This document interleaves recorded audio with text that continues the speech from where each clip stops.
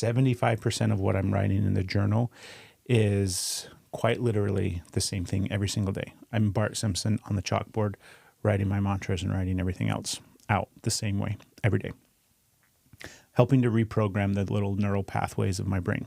But that first part of the journal, the 25% of the part that I'm writing, the journal entry, is, like I said, what's coming up for me, right?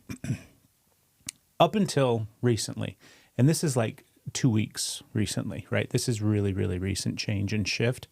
I would be in the process of sitting there writing and trying to think about what to write. And I would say, like in my head, I'm going to share with you the thought process. Okay. So this is like tapping into Craig's brain in the moment. And these are the thoughts that come into my head. Should I write about that? No, don't write about that. Stephanie will read that one day. What about this? No, don't write about that because the kids might read that one day.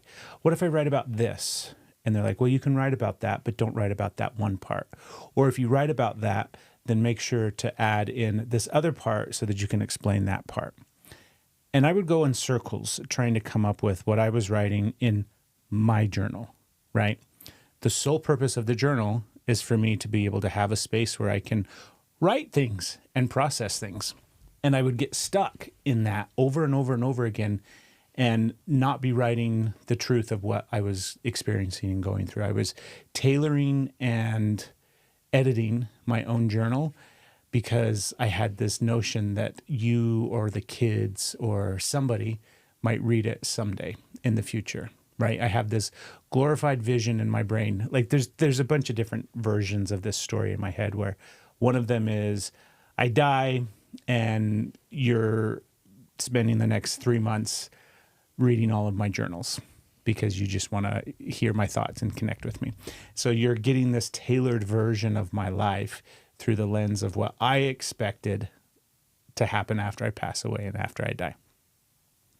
That's fucked up. I don't think that's fucked up necessarily, but I'm like, that doesn't make sense. I don't want to do that.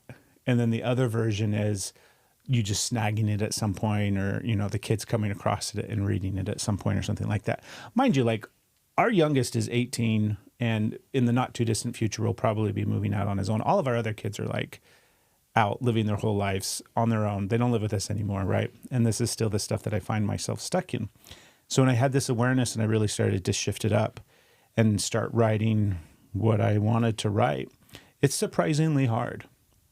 It's surprisingly hard to be honest about mostly it's about what I'm thinking. Like it's a place for me to process thoughts free from judgment, even though I'm the biggest critic of, nobody's more critical than me, right? So I'm super judgmental of myself, but it is surprisingly really difficult and really hard. And I thought we could talk about it a little bit up front on this episode, because I know that you can relate. We talked in the day that we were driving and this all came up and you were like, oh my gosh, I totally do this thing too. And so I wanted to explore it a little bit more and see why and how, and, because I'm like, if you do it and I do it, then there's a good chance that they do it as well. We're not the only ones. There's a good chance that right? It's a very common thing. And I think it's really interesting. And so my curiosity is, I'm going to pose a question to you, babe, is how much do you think it is trauma-based? Okay. Because there's some part of it that is like, I'm afraid I'm going to get in trouble, right? And how much of it do you think is like, like I also shared with you too, oh my goodness, the story about being in elementary school and having to write in a journal as part of like, your grade and the thing that you do every day. And then my teacher reading all of those journal entries. And I'm 100% certain she wasn't reading the journal entries. Right. She's going through and, looks like Craig did his journal entry for the day. Stuff on a page, check it off, right? Check. And so I don't know if it's that or if it's trauma, or I just wanted to see what your thoughts were more. Because we didn't talk a ton about it, even though, we eventually got to yoga and had shit to do. We talked about yours a bit because it was a big deal. Like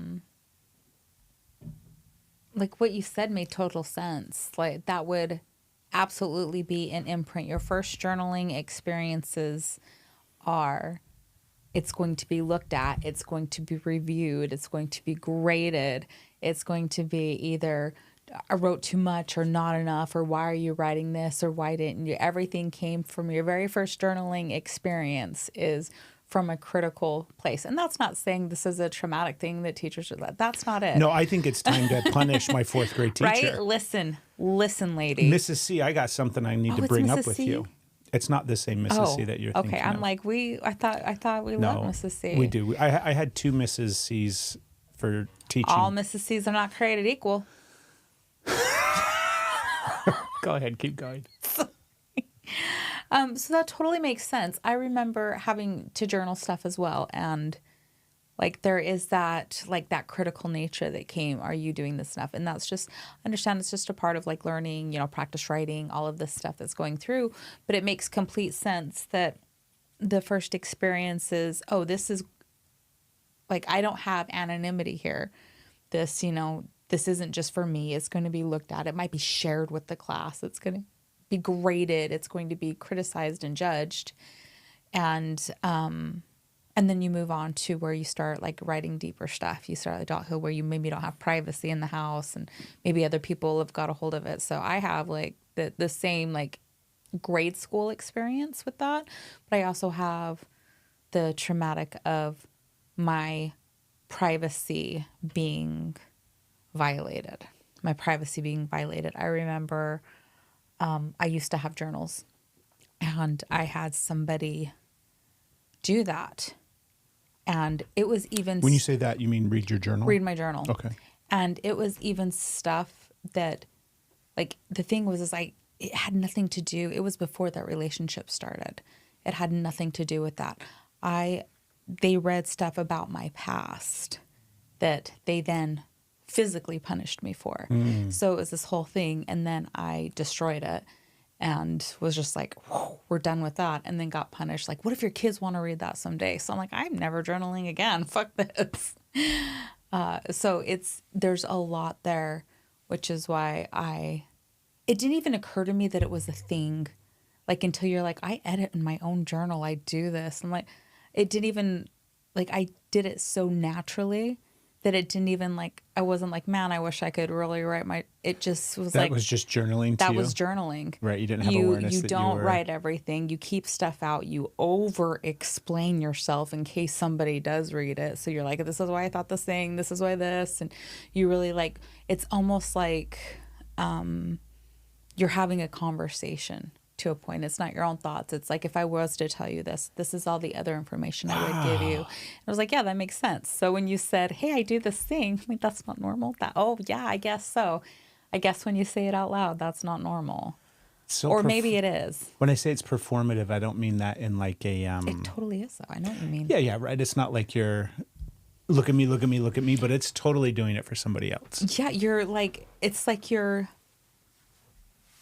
saving, I don't even know, you're troubleshooting events that might happen down the road. Yeah. It's like, if you read this, then so it's people pleasing. It's... Would that some be, of it, right? Some of it's people pleasing, but some of it's self-preservation, or at least for me. I think that's how people pleasing is formed. Well, people yeah, pleasing is there to keep, quote unquote, attachment. And so in some regards, it's this figuring out a way to preserve attachment. Okay. I don't know. I think it's really funny. It is. And I remember, like, we were talking about how I'm like, I will, if you need to know that I won't read that, if you go first, like, I can do that. Like, do you want me to burn them? Do you want me to, like, I can make that guarantee for you to give you that freedom.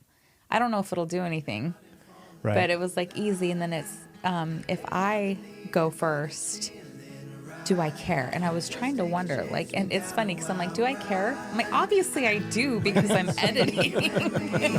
We were meant to be. We were meant to be.